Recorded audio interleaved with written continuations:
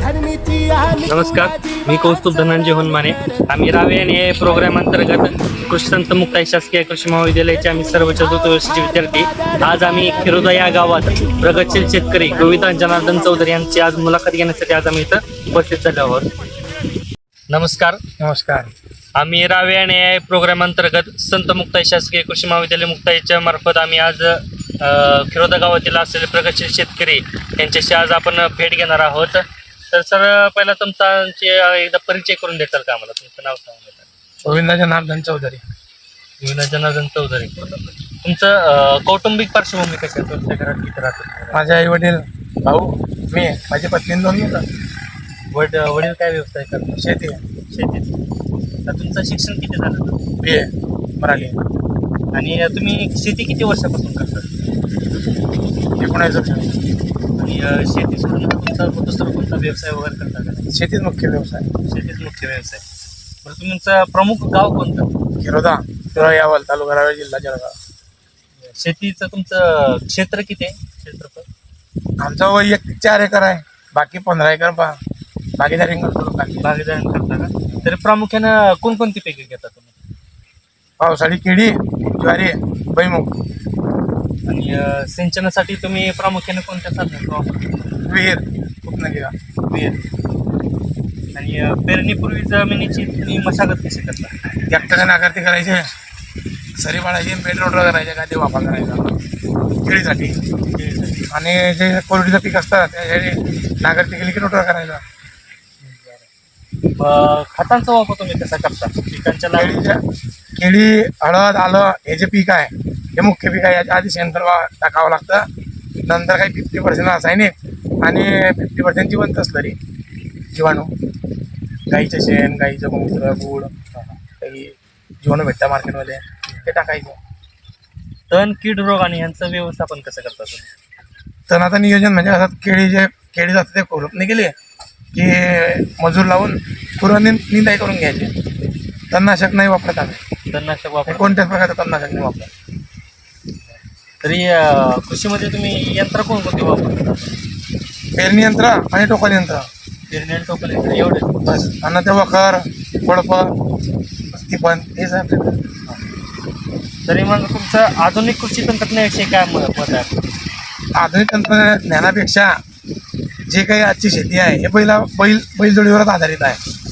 भारतामध्ये भरपूर समाज देशामध्ये, जगामध्ये किंवा डिझेलने किंवा पेट्रोलने, त्याच्यामुळे बैलजोडीचंच महत्त्व प्रामुख्याने जास्त राहणार आहे पुढच्या काळात, येणाऱ्या काळात. आणि जे काही आता आपण म्हणतो आधुनिक युग आहे, आधुनिक युग फेल होणार आहे. नंतर सेंद्रिय शेतीकडे वळणार आहे भारत.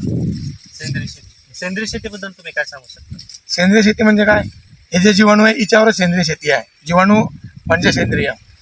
वेगवेगळ्या प्रकारचे जीवाणू असतात मार्केटमध्ये, त्याचे जसे वेळ येते जीवाणू वापरायचे स्लरीमध्ये, जिवंत स्लरीमध्ये.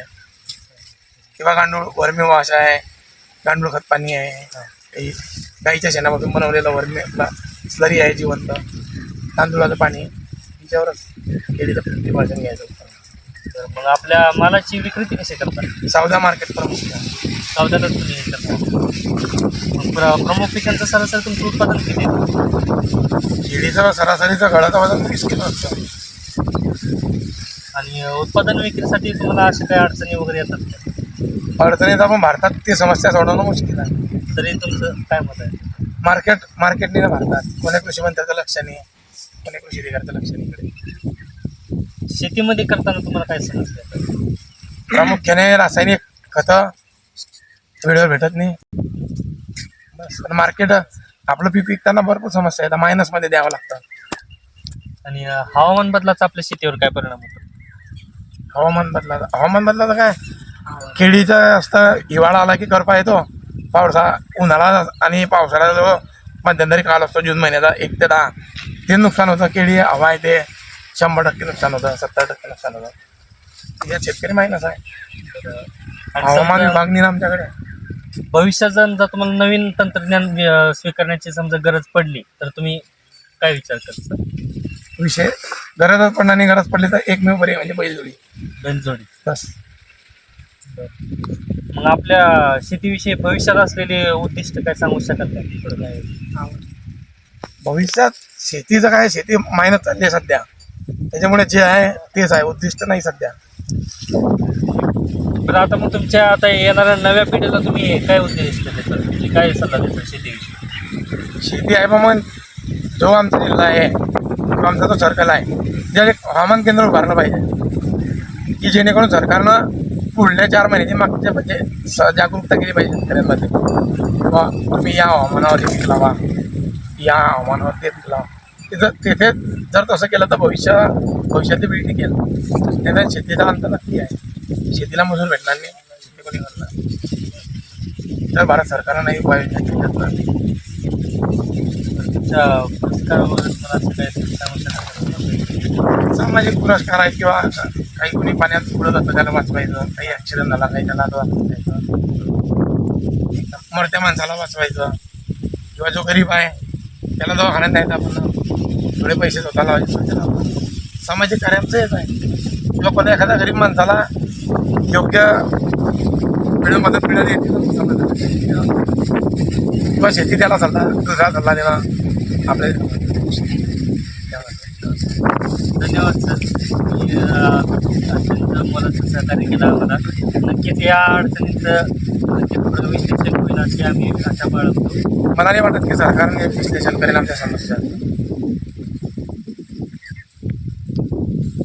2700 मार्केट आहे, 1700 रुपये कडे येत आहे पण पर्यंत तयार. धन्यवाद सर.